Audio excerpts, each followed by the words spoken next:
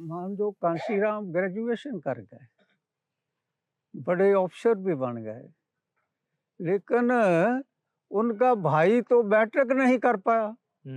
तो महाराजा रणजीत सिंह ने अपना जो उनका मिलिट्री के लिए रखा हुआ अनाज था वो खोल दिया। स्वागत है आपका आवाज पे।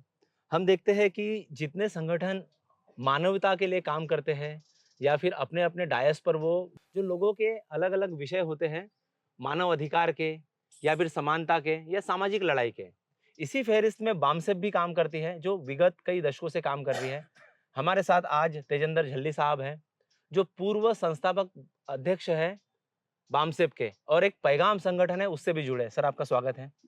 हम देखते हैं आए दिन देश भर में हमको किसी के ऊपर अटैकिंग की खबर आती है, तो उसकी जाति देख के उसकी रिपोर्टिंग होती है मीडिया वाली, जो हम देखते हैं मीडिया की एक रिपोर्टिंग होती है। और कहीं ना कहीं जो विक्टिम है सिस्टम का उसको और दबाया जाते हैं। इस पे बामसेफ क्या भूमिका रखता है? कि आप मेरे साथ बात कर रहे हैं, हाँ जी। ये दिन का समय है, लेकिन आप ये भी जानते हैं कि इस मौसम में दिन के समय हम सूरज की रोशनी में कम बात नहीं कर सकते, लेकिन रात को हम जो बात करेंगे उस बात के साथ कौन किस ढंग से कह रहा है वो हम नहीं समझ पाएंगे। हाँ जी। इसलिए हम जो काम करना चाह रहे हैं उसकी जो प्रेजेंट सिचुएशन है, अगर उसको समझकर हम काम नहीं करेंगे तो हम रियलिटी के ऊपर नहीं जा पाएंगे। इसलिए हमें जिस जगह पर आज हम हैं उस जगह से आज से पहले कहाँ थे और हमारा डेस्टिनेशन क्या है, इसमें से जहाँ हम पहले थे वो रियलिटी है, लेकिन जो डेस्टिनेशन है जहाँ पहुँचना वो हमारी कल्पना है। अभी रियलिटी और कल्पना के बारे में हमेशा गैप रहता है। जितनी देर तक हम उस गैप को अंडरस्टैंड नहीं कर पाएंगे, हमें रियलिटी से कल्पना तक पहुंचने के लिए जो रास्ते में भूल भुलैया हैं, हाँ जी। उनके बारे में जानकारी नहीं रहेगी। इसलिए वो जानकारी लेने के लिए या तो हम पास्ट में लोगों ने क्या किया वहाँ जाएं, या हम रियल सेंस में सोचते क्या हैं और करते क्या हैं, उसमें जो डिफरेंस है उसको अंडरस्टैंड कर आप सकें। काफी गहरी बात कर रहे हैं जो मानव शास्त्रीय दृष्टिकोण से दर्शक समझने की कोशिश करेंगे अपने क्षमता के आधार पर। हम देखते हैं एक कांशीराम जी का एक इरा हुआ, उस वक़्त भी हम देखते हैं कि उनके लिए काफ़ी चैलेंजेस थे। हमारे देश में अलग-अलग कल्चर हैं, अलग-अलग भाषाएँ हैं। हम साउथ में जाते तेलुगु है, तमिल है, मलयालम है। पंजाब में उर्दू का भी कुछ लफ्ज़ मिलता है और एक अपनी उनकी लैंग्वेज है, कल्चर है। हरियाणा का एक कल्चर है, महाराष्ट्र का एक कल्चर है, गुजरात का एक कल्चर है। पूरे भारत का एक डाइवर्सिटी का कल्चर है। बाम से भी ये सारे कल्चर को जोड़ने के लिए क्या प्रयास करती हैं? और कौन-सा ऐसा सूत्र है कि सारे लैंग्वेज, सारे संस्कृति बाबा साहब और फूले की विचारधारा के साथ एक एक रस हो जाते हैं, सब एक लाइन में आ जाते हैं। ऐसे कौन-से सूत्र हैं मानवता के? आपने अभी मान जो कांशीराम जी का नाम लिया है, हाँ जी। क्योंकि कांशीराम ने जब ये काम चालू किया तो उस समय वो ये काम कितना कठिन है इसको बिल्कुल नहीं समझते थे, लेकिन जब वो समझना चाहते थे तो तब कोई समझाने वाला नहीं था उनके पास। क्योंकि मान जो कांशीराम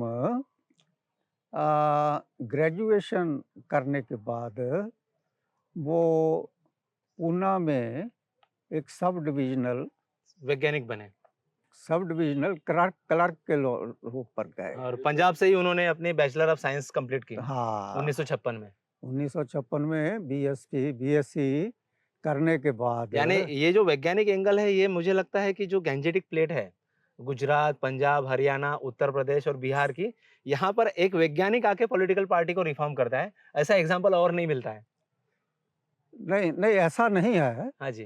क्योंकि जितनी देर तक हमारी सोच साइंटिफिक नहीं बनती, उतनी देर तक हम परिवर्तन नहीं ला सकते। हाँ जी। तो अगर साइंस को हम डिफाइन करते हैं, समझते हैं, तो साइंस क्या है? हाँ। Science is systematized, organized and exact knowledge yes. gained by experience and experiments. Yes.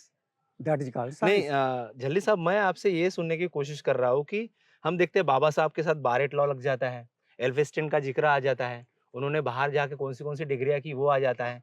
लेकिन जब कांशीराम जी को हम जब देखते हैं कि बैचलर ऑफ साइंस वो करते हैं 1956 में, यानी हम लोग नई-नई लोकसभा में जा रहे थे, भारत एक नवनिर्माण कर रहा था। कांशीराम जी का जो एजुकेशन का एंगल है, ये किसी भी संगठन ने कभी नहीं लिया। जो नारेशन था, उनको एक सोशल रिफॉर्मर की तरफ रखा।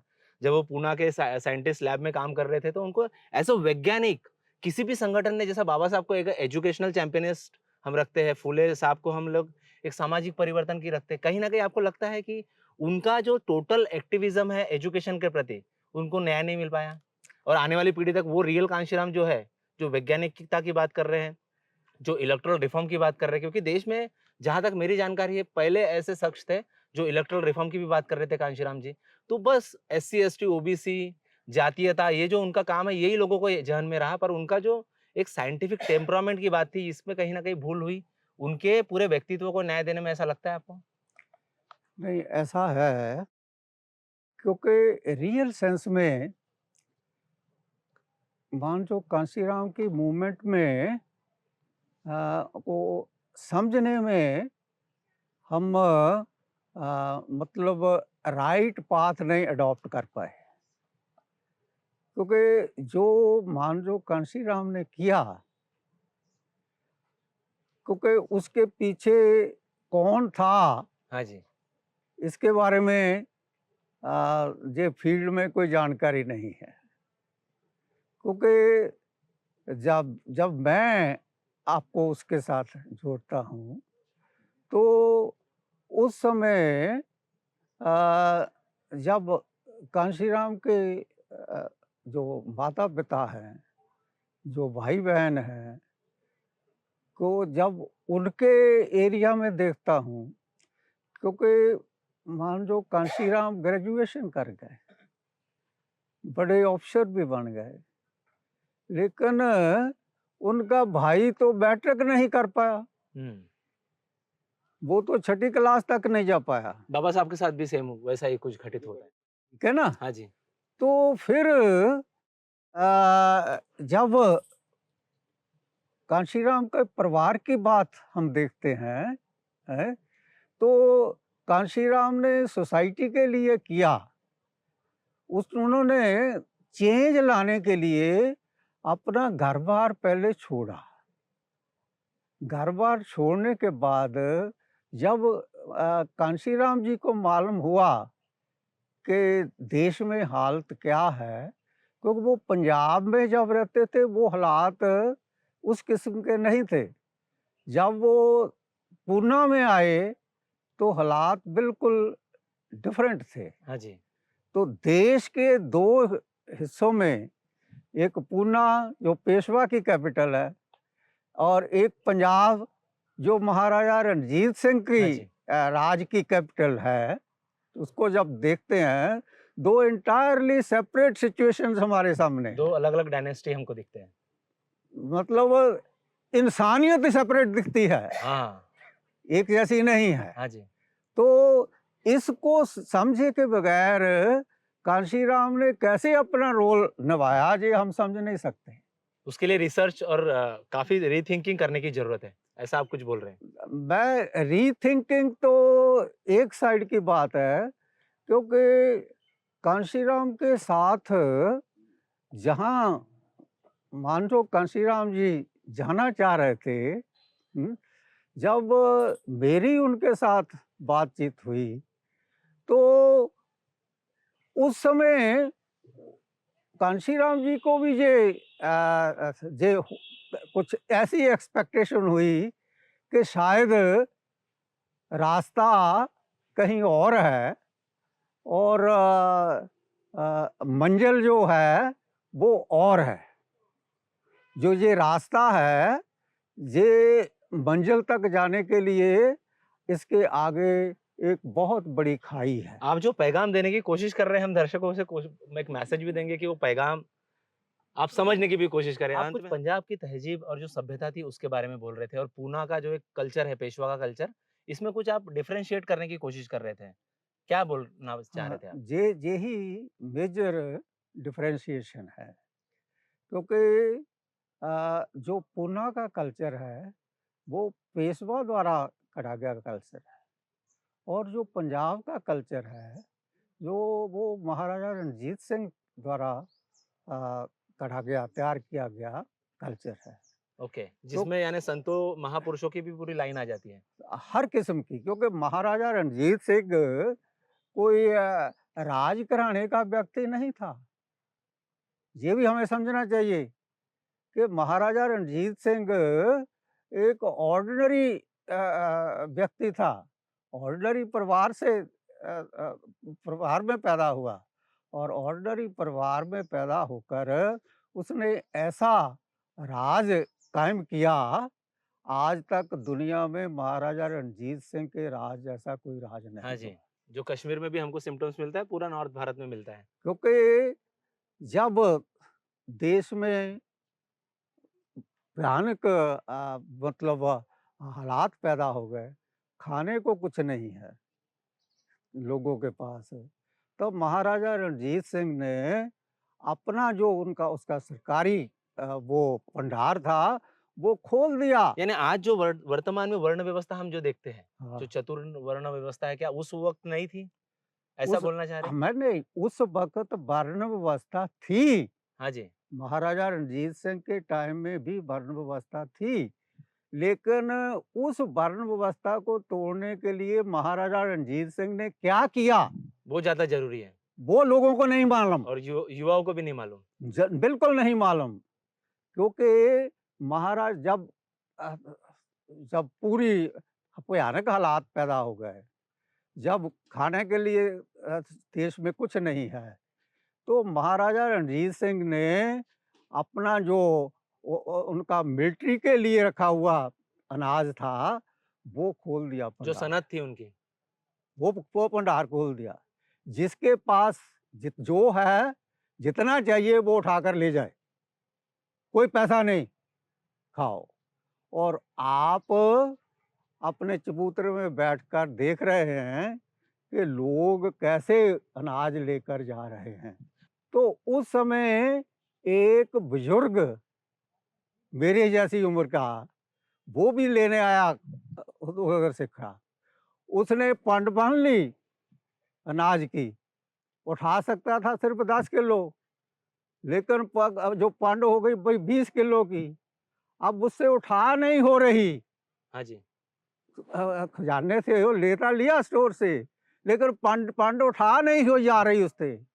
तो महाराजा रणजीत सिंह उधर अपने महल में देख रहा है उसको, लेकिन उठाई नहीं जा रही।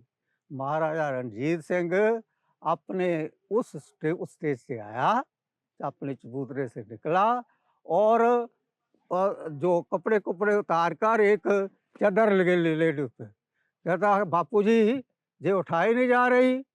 वो उधर से वो पांडरे जो उससे नहीं उठा जा रही थी, वो उठाकर अपने सिर पर रखी और आगे आगे चल, कहाँ जाना है, मैं वहाँ पहुँचा कर आता हूँ। हाँ जी।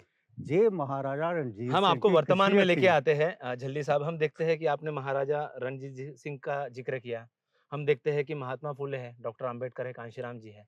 ये सिंगल-सिंगल अपने हयात में इन्होंने सोशल रिफ़ॉर्म के जड़ें और लोगों तक सबूत तक पहुँचा दी। लेकिन आज लाखों हज़ारों बामसेब के लोग इकट्ठे आके भी इन चीज़ों को क्यों नहीं कर पा रहे हैं, जो उन्होंने उनके हयात में कर दिए। पर आप लोग इतने सालों से काम करने के बाद भी आप इन सब चीज़ों की समस्या का समाधान क्यों नहीं खोज पा रहे हैं? ऐसा ऐसा आपको लगता है। है, हकीकत ऐसी नहीं है। हाँ जी। क्योंकि अगर एक छोटे से टोए से बाहर निकलना हो, है, बड़ा आसान है। अगर एक कुएँ में गिरा हुआ हो व्यक्ति, उसको बाहर निकलना है, तो उसको निकलने के लिए बहुत ज़्यादा कोशिश करनी पड़ेगी।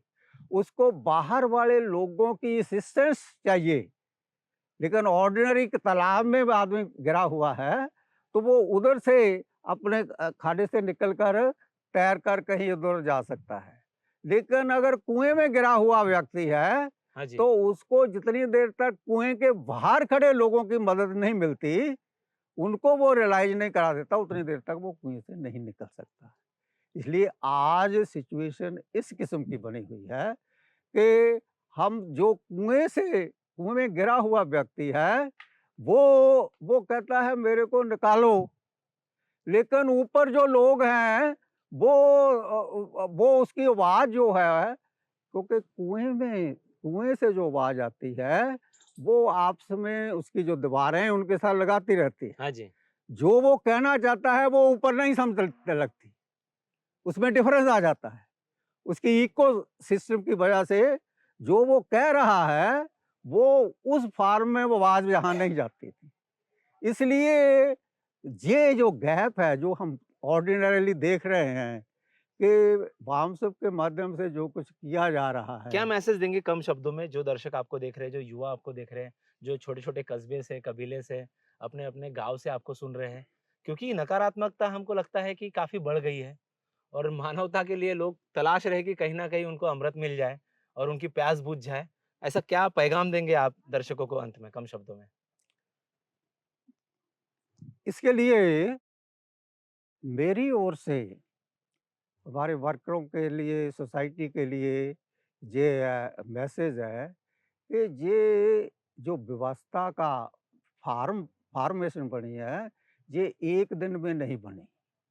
इसके लिए हज़ारों साल लगे हैं और ये हज़ारों सालों का जो गैप बना हुआ है, उसमें हमारी पोज़ीशन इतनी ज़्यादा ख़राब कर दिया है कि वहाँ से अगर जिस स्पीड से ये डिटीरियोरेट हुई है, उस स्पीड से चलेंगे तो हज़ारों वर्ष लगेंगे। लेकिन आज हमने ये डिसाइड किया हुआ है, जिस स्पीड से, जिस ढंग से हम चल रहे हैं, तो उसके लिए हज़ारों साल नहीं, उसके लिए सैकड़े साल भी नहीं। उसमें सिर्फ़ 2-3 दशकों का काम है। ओके, बहुत कुछ हो गया है, क्योंकि मैं देखता हूँ, जब मैंने मैं काम चालू किया, काफ़ी परिवर्तन जो है। अगर 1976 में मैं जब जब कांशीराम काम कर रहे थे, तो उस समय 1976 में मैं ये बात उससे जानी और उससे बात ये जानने के बाद जब मैं आगे देखता हूँ कि क्योंकि मानजो कांशीराम 2008 में एक्सपायर हो गए। लेकिन उस समय के अंदर जो कुछ किया, जिस ढंग से किया, जिस किस्म का वातावरण तैयार हुआ, क्योंकि 1976 से लेकर 2002 तक कितना समय है? अबाउट काफ़ी 30 ईयर, अरसा बीत गया।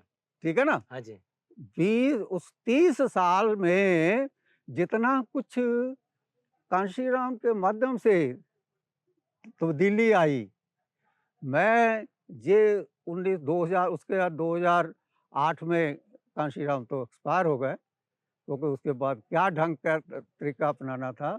अभी जिस ढंग से हम चल हाँ जी, रहे हाँ जी। हैं, मैं पूरी तरह कॉन्फिडेंस हूँ। हम देखते हैं कॉन्फिड कि जो लोग हैं, जैसा हम देखते हैं आज अभी एक बड़ा विषय चल रहा है भारत में अरावली, राजस्थान से आती है और वो हमको जो किताबों में पढ़ा गया उसका एक इतिहास अलग है, उसका एक ज्योग्राफिकल बेनिफिट हमारे वसुंधरा के लिए अलग है। लेकिन आज अरावली को सुप्रीम कोर्ट के द्वारा एक अलग परिभाषित किया गया। वो अरावली को प्रोटेक्ट करने वाले लोग अपने हिसाब से लड़ रहे हैं। हम देखते हैं तमिलियंस तमिलनाडु में अपना कल्चर बचाने के लिए लड़ रहे हैं।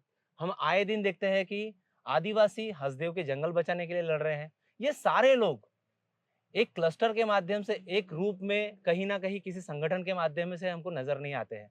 हम कोशिश कर रहे हैं कि ये सारी घटनाएँ चाहे बामसेब के विषय हो, अरावली की घटनाएँ हो या फिर हसदेव के जंगल हो या फिर केरला के तमिलनाडु और जो पूरा का पूरा हमको साउथ इंडिया का बेल्ट दिखता है, उसमें हमको कृष्णा गोदावरी और जो पूरा पूरा डेल्टा है, उसमें आने वाली आदिवासी कल्चर की जो समस्या है, हमको कोशिश कर रहे हैं कि ये पूरी समस्या को लोग किसी संगठन के माध्यम से एक माला में पिरो के देखें और इसका समाधान तभी आपके सामने आएगा जब समस्या एक जगह आएगी।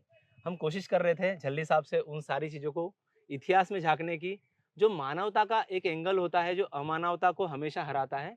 आप जुड़े रहिए आवाज़ से। सर, आपने अपना कीमती वक़्त हमें दिया। आपका धन्यवाद। Thank you. Thank you.